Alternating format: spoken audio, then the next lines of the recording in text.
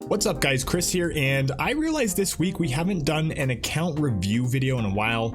In fact, I don't think I've ever fully shown my casual free-to-play account in War of the Visions. As with all of these videos that we've done, it's not going to be just a, hey, look at all my cool stuff. We're going to talk about some takeaways, tips, and tricks along the way for both experienced and new players, free-to-play and spenders alike. Appreciate you guys joining us for this video. If you liked the video, review that thumbs up and big red buttons below. First, I want to talk about what I mean when I say casual free-to-play for this account. I started this account about a month after launch, so it's not day one account, but it's definitely has its miles in. And free-to-play means exactly what it sounds like. I've spent exactly $0 with a capital zero. Not even $1 to pick up those awesome million download packs they've been giving us or daily purchase bonuses, nothing. So I just wanted to make that clear right out of the gate. And casual, I throw that term around for this account because the vast majority of days that I play this game, I simply log in with this account, I do my dailies, maybe the guild battle, and then I move on or log out. I'm usually done for the day before Betty White can even cross the street.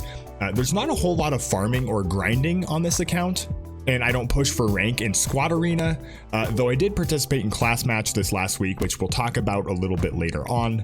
Raids, Trials of Reckoning, almost never bother with them. With this account, I've left a ton of Visuor, Rainbow Spheres, Blossoms, etc. on the table from events. You can see the total Visuor number here, and with this account, I've been extremely haphazard spending Visuor, somewhat on purpose as opposed to my main account where everything is much more Goldblum-esque. If you don't know, I'm not going to tell you. So let's jump right into the units here and talk about a couple of things. The first thing is you can see this level 120 Gilgamesh.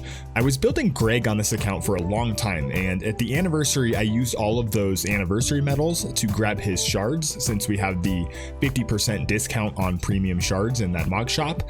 And I gotta tell you, I do not regret this one bit. Gilgamesh has pretty much carried this entire account like Blake does with Ryan. So let's talk about double cost units for a second. I think it's pretty clear now with Goldenrod Stern, Gilgamesh, King Mont, Dwayne, Oberon. Premium units are always going to be top tier units in War of the Visions, and the more premium units you're able to build, the stronger your account will probably be. However, the double cost of Visuor can make them a little bit prohibitive for free-to-play players to build.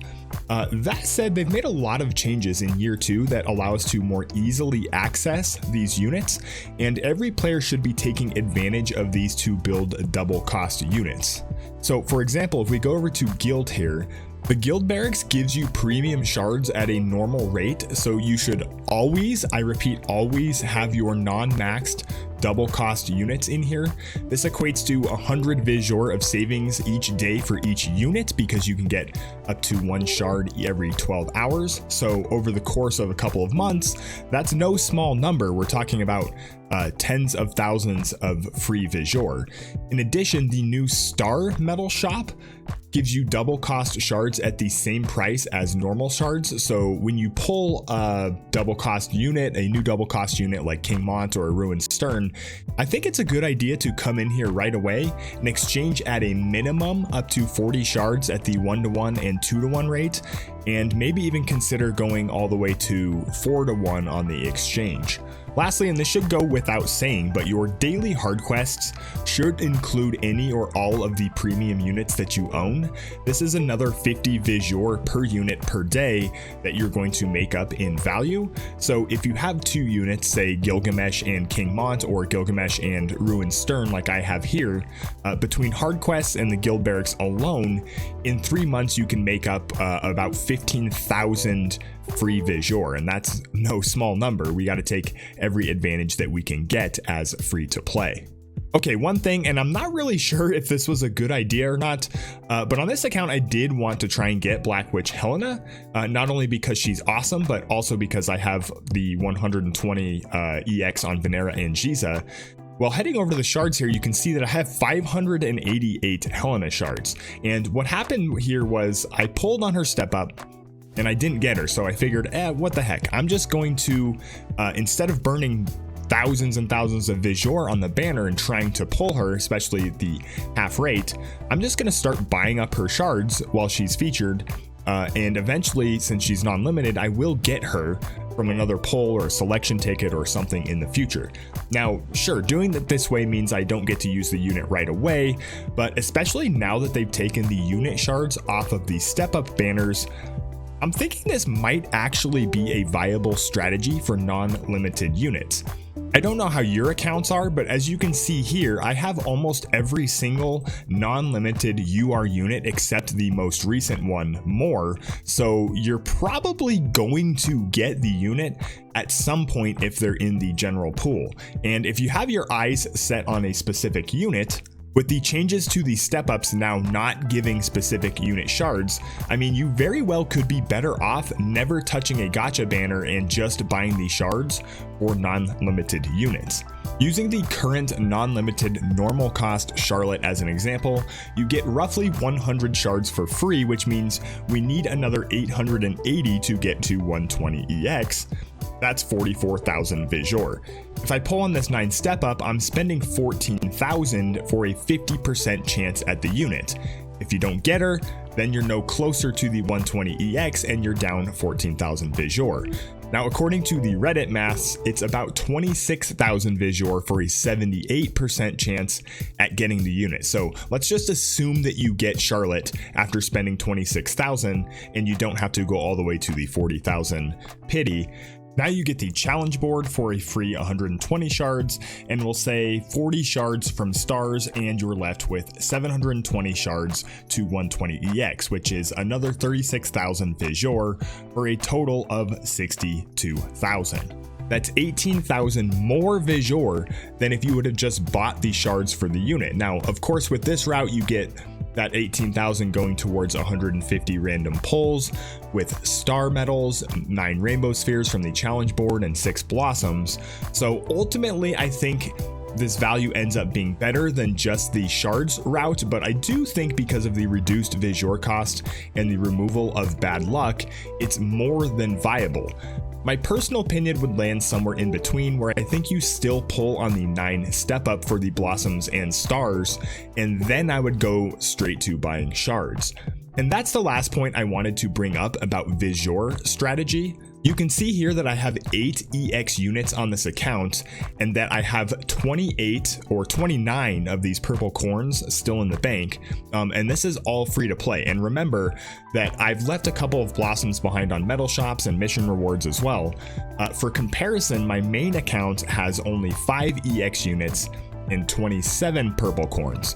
So what is the difference? Well, it should be kind of obvious, those 9 step up banners.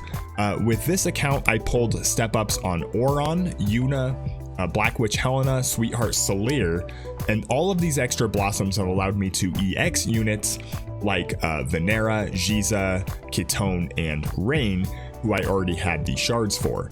And this is why I personally feel like the best option on non-limited units is just the 9 step up. You have a decent chance for the unit, but the extra blossoms let you EX units that you might otherwise leave behind. And keep in mind, for limited units, you should still plan around that 40k pity.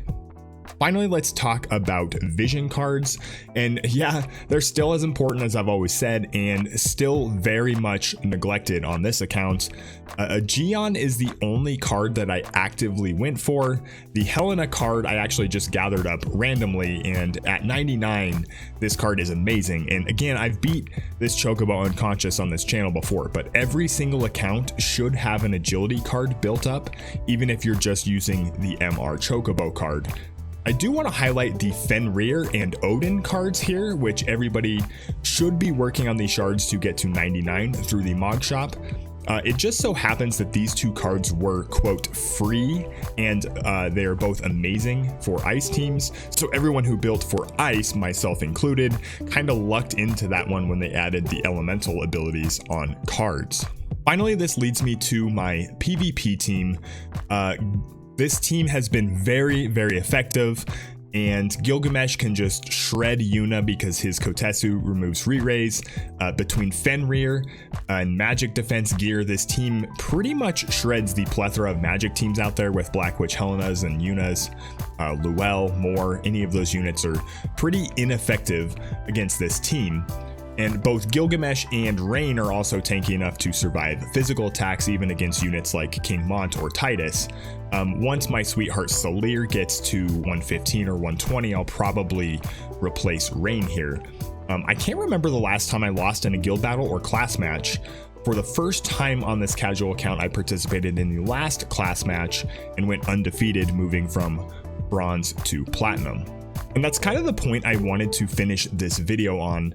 I see a lot of people talking about how unfriendly War of the Visions is for free to play, or that the game is too grindy. And I'm not saying these aren't fair criticisms. I think these are more than fair, talking about War of the Visions. But with this account, I haven't spent a single dime. I do the bare minimum most of days, so no money, not that much time, and I'd say it's a pretty competitive account overall. In year 2, War of the Visions has actually taken quite a few steps to shorten the grind for various parts of the game. They've increased the supply of skip tickets and allowed us to skip event quests, added the professional level of the guild chamber, allowed you to buy +5 equipment in the shop for only minimal amounts of Vizor. They've improved raids and solo raids, even though they still kind of suck, and they've added the stars and unit shards in the Mog shops. So ultimately, this is to say, I really do believe that you can have fun playing War of the Visions without sinking tons of time or money into the game. This may sound a little self-serving because I'm a content creator and a lot of my content is geared towards free to play, and well, yeah, you caught me. I guess I'll own that one. Thanks for watching, guys.